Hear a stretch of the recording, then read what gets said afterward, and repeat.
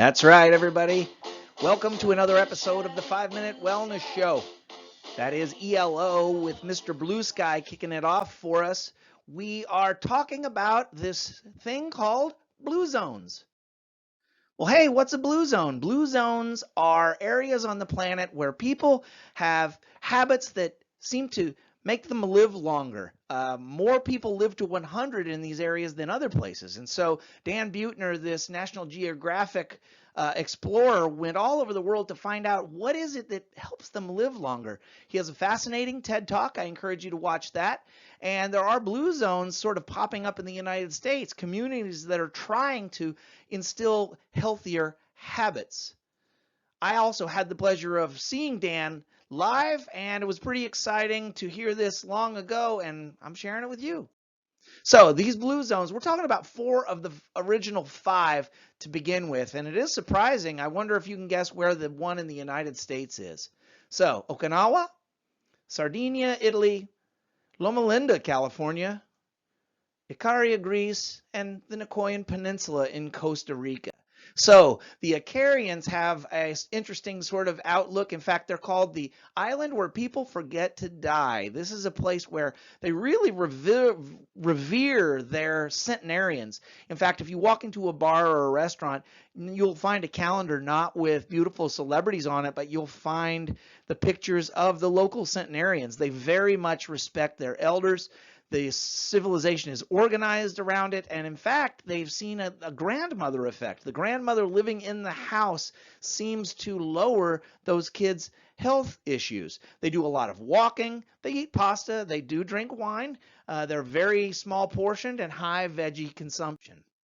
In Okinawa, once again, it's sort of a food technique they use. Very balanced meals. They don't eat family style, meaning it's served on a small plate and that's all you get.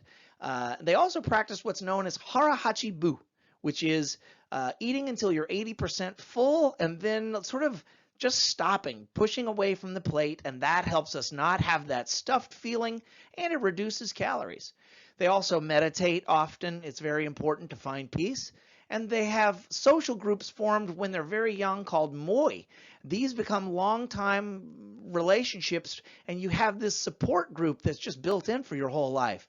And Okinawans like to find their ikigai. What is that? It is their reason to be, right? What is the reason you wake up each day? Having a mission, a passion in your life helps you sort of get up and get out the door. Kind of like this guy. So, in Costa Rica, they also have a sense of purpose through strong community and family ties. They also have a very rich diet in tropical style vegetables and fruits, so that helps them eat right. They also tend to eat like a king in the morning, a prince in the afternoon, and a pauper in the evening, so they reduce their calorie intake throughout the day. Loma Linda, California is a community 60 miles south of LA, and if you think of LA, you think of smog and traffic and probably not an ideal living space, but the trick here is their faith.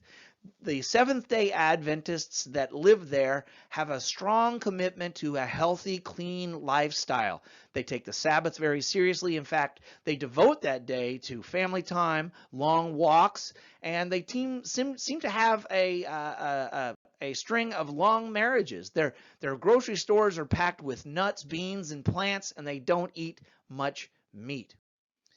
So here's a little bit more about the diets of their blue zones. Notice it's nice and colorful, but a big one right here is the rare or never column. Notice there's not a lot of refined or processed sugar.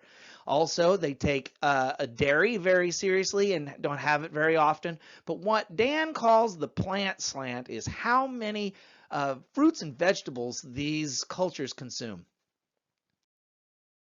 So he calls it the Power 9. These 9 easy tips are the sort of the conclusion of his adventures. And all these cultures tend to move naturally, whether it's hiking, farming, walking, bicycling. It's just a lot of stuff that they do normally. They don't have gyms, right?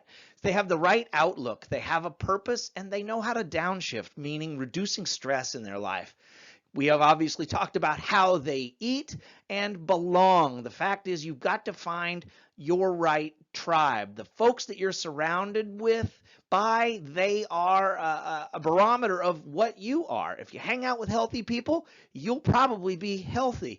You need a strong coworker, family, community, support network. Now, Dan says you don't have to do all of these. Even just 6 of these will get you most of the way. So find this and more exciting health stuff on Connects. Look for the Coach Moon section in Health and Benefits and Wellness. Coach Moon, out.